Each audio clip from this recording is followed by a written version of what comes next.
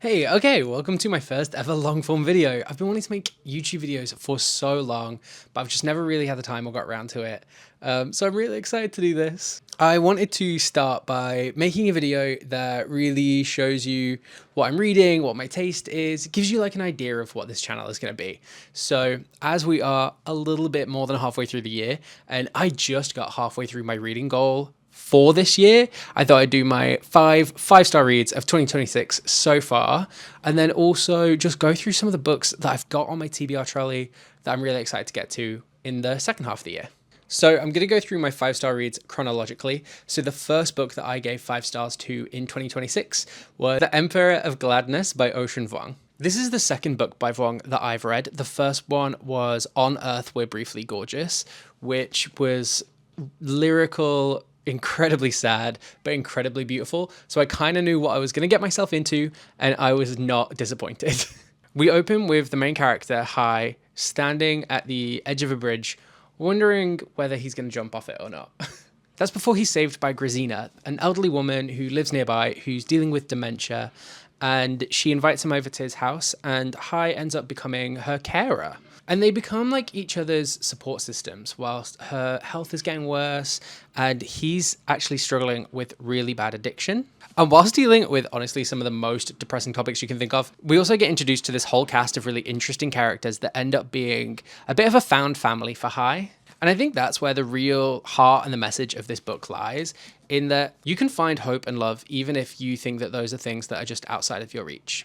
The second book that I gave 5 stars to this year was Survivor Song by Paul Tremblay. Survivor Song is Tremblay's take on a zombie survivor horror novel, but as always, Tremblay likes to take us in a slightly different direction than what you'd expect. So our main character, Natalie, is racing in a fight against time while she's trying to save her unborn baby from the virus that is already coursing through her veins. I've read most of Tremblay's novels now, and I like that he always likes to take a classic horror trope and kind of turn it on its head and twist it in a way that you don't expect. Like in A Head Full of Ghosts, which is another Tremblay novel I really love, he takes the trope of a documentary exorcism and asks you like how ethical and safe this really is for the victim. In this book, he kind of takes what you really know to be a zombie survival story where, sure, not everyone makes it through, but you always expect the main character to, especially if that main character is a woman and heavily pregnant. But instead, he lets you know from the get-go, literally on the blurb, that that is not the case and that is not the book that you're reading.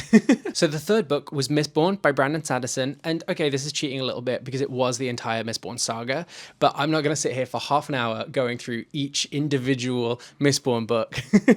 So in book one, Vin is your average high fantasy street urchin. She's living and surviving the best she can in the chaos of Luthadel, the capital city of the final empire. That is, until she discovers that she has some rare and incredibly dangerous powers. Not just dangerous in the way that it makes her a weapon, but dangerous in the way that it makes her a target. So she joins the thieving crew, led by the endlessly charming Kelsier, whilst they're on this small, everyday mission to topple the final empire and kill the God King that rules over all of it. I'm not going to go into the other two books too much because even just giving you like the basic plot will spoil what happens in book one, but just know that they are equally compelling and equally brilliant. I'm still a bit of a rookie when it comes to high fantasy series. This is only maybe the third or fourth that I've read all of, but I can absolutely see why Sanderson is such an undisputed king within this genre, and I can't wait to get into the Stormlight Archive and all the other books.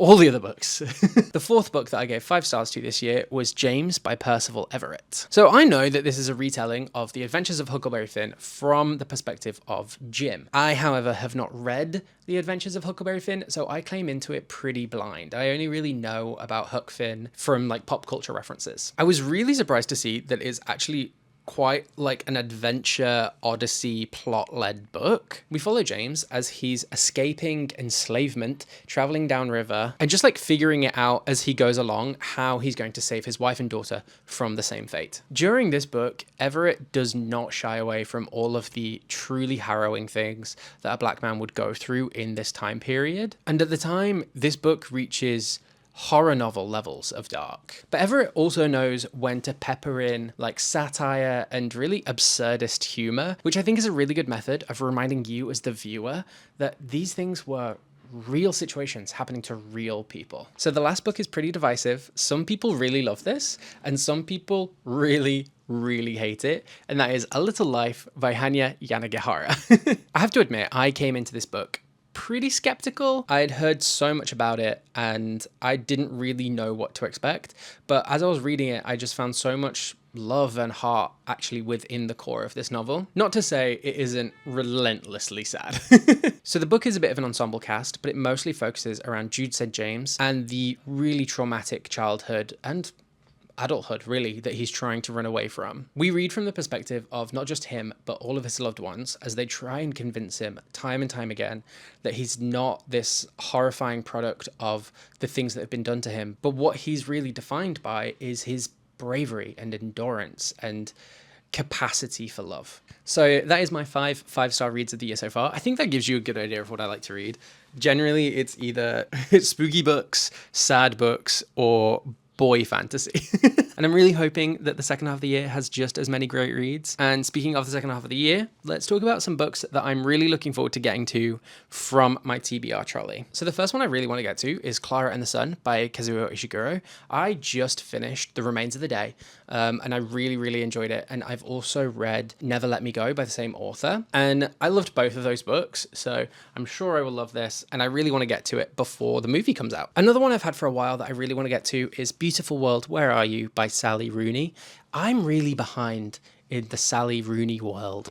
I've only read Normal People and I did enjoy it. And I found a hardback copy of this for just a couple of quid in a charity shop. So I thought, why not? And from the blurb, it sounds like the kind of book that follows like multiple people down different paths of life. And that's the kind of story I always really enjoy. So I'm looking forward to finally cracking this one open. Another one is Jane Eyre by Charlotte Bronte. It's been a really long time since I last read a classic, and I think it's finally time to do it again. Admittedly, I did only buy this because it matched my copy of Wuthering Heights, which I have read to destruction. I've been putting off reading any classics for a little while, or any book that felt a bit too dense, really, because I've been terminally behind on my reading goal, but I've been able to power through. I've finally pulled myself back up, so I think it's time to derail my progress and pick up another classic.